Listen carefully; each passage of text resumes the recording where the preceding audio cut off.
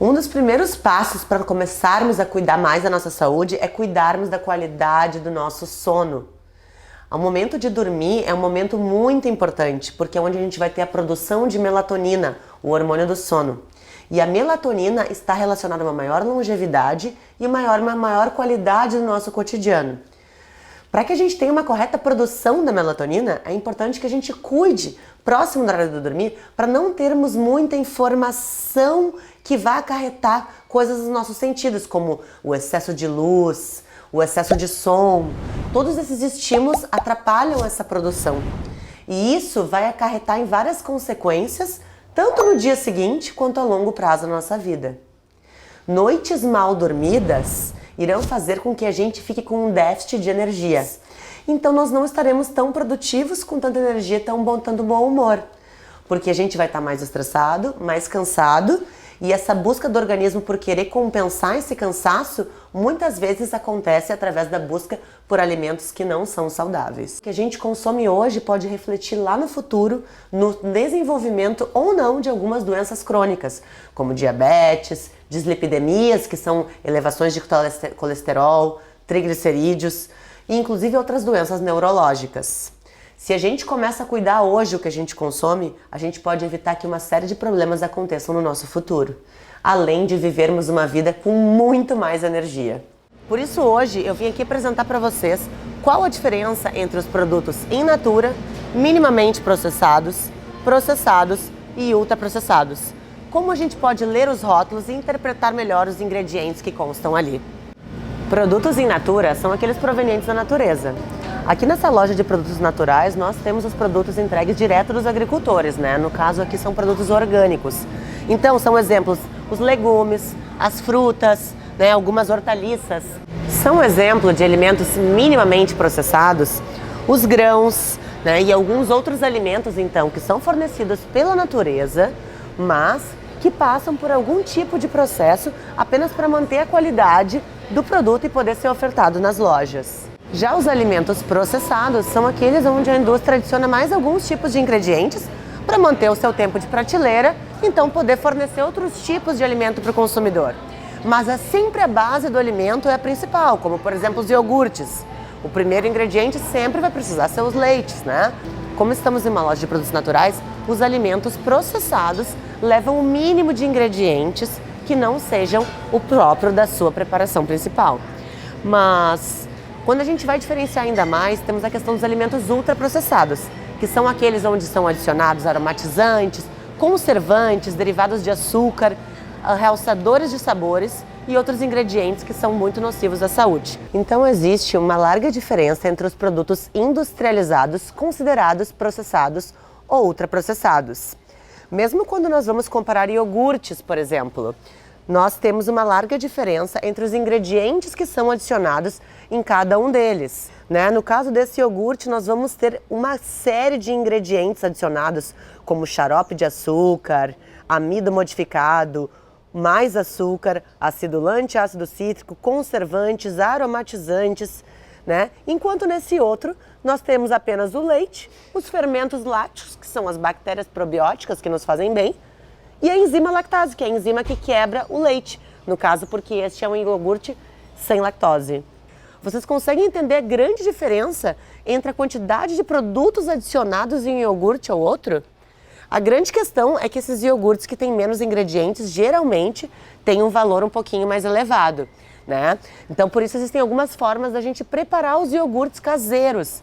Mas quem quer a praticidade precisa sim investir em produtos melhores e principalmente investir em tempo para ler os rótulos, porque vai ter muita diferença entre um produto e outro. No mercado peguei a bolachinha mais fit que o pessoal costuma consumir. Quando a gente vai ler os ingredientes, ele é um alimento ultraprocessado. Por quê? Porque ele tem uma série de ingredientes adicionados, mais de 4 ou 5 derivados de açúcar. O primeiro ingrediente é a farinha integral, mas depois nós vamos ter farinha branca, nós vamos ter açúcar, óleo vegetal, mais açúcar mascavo, mais gordura vegetal, mais açúcar invertido, mais amido, mais o corante caramelo 4, que é um corante que os novos estudos científicos têm demonstrado, né, que pode se associar a casos de câncer se muito consumido. E além de todos os aditivos, como conservantes, aromatizantes. Esse tipo de biscoito não deveria ser consumido, muito menos ser ofertado para as crianças. Isso é bolachinha fit, né? Imaginem as outras. E aqui eu comparar chocolates, por exemplo. Uma larga diferença, então, entre um chocolate que tem um teor maior de cacau. Então, que o primeiro ingrediente vai ser o cacau, enquanto nesse outro tipo de chocolate, para a gente encontrar o cacau aqui demora. Olha, ele está no quarto ingrediente e não é nem o cacau puro, é a manteiga de cacau. O primeiro ingrediente é o açúcar, porque os ingredientes contidos no rótulo são em ordem da quantidade. Por exemplo, o primeiro ingrediente é o que tem mais quantidade. Quando a gente tem um alimento em que o açúcar está entre os primeiros ingredientes, é sinal que isso é uma bomba de açúcar. A gente não deveria consumi-los. Quando a gente pega o exemplo de um outro chocolate aqui, por exemplo, ingredientes. Cacau, né, que é para ser o primeiro ingrediente do chocolate, todos deveriam ser assim. Açúcar demerara, que é um açúcar mais saudável, não passa por processamento. A outro ingrediente é a manteiga de cacau, mais cacau, né? Afinal, isso é o chocolate. E o outro ingrediente, amor, porque essa empresa é muito querida, né? Então, vocês conseguem entender a diferença da quantidade de ingredientes, de açúcares, de óleos, né? De alimentos conservantes, de ingredientes conservantes, que é para manter o produto durando bastante tempo? O que será que isso vai ocasionar na nossa saúde se nós estivermos consumindo eles continuamente? A regra de ouro do Guia Alimentar para a População Brasileira diz: faça os alimentos in natura ou minimamente processados à base da sua alimentação.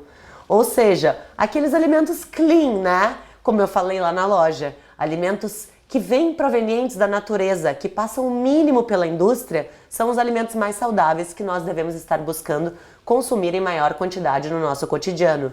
Frutas, vegetais, carnes magras para os que consomem, né? E outros tipos de grãos e cereais são os alimentos mais indicados para quem está buscando saúde e beleza. Hoje em dia, pela Organização Mundial da Saúde, 6% das mortes de todo mundo são causadas em consequência do sedentarismo.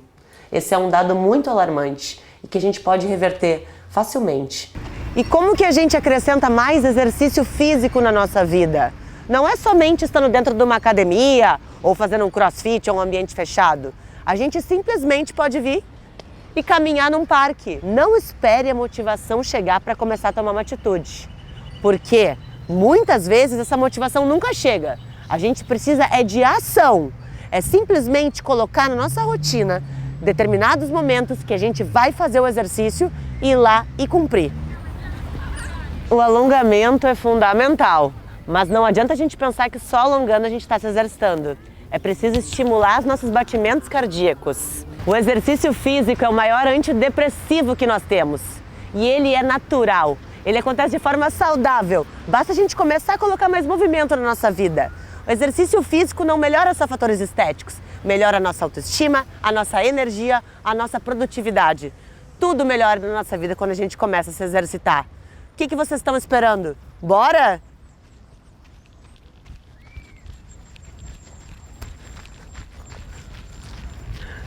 Pela Organização Mundial da Saúde, 150 minutos de exercício físico semanais já são suficientes para nós não sermos considerados indivíduos sedentários. 150 minutos de atividade física equivalem a 30 minutos 5 vezes por semana ou 50 minutos 3 vezes por semana. Será que tu não tem esse tempo mesmo para encaixar isso na tua rotina? Ou é apenas uma má gestão e organização e alguma falta de prioridades?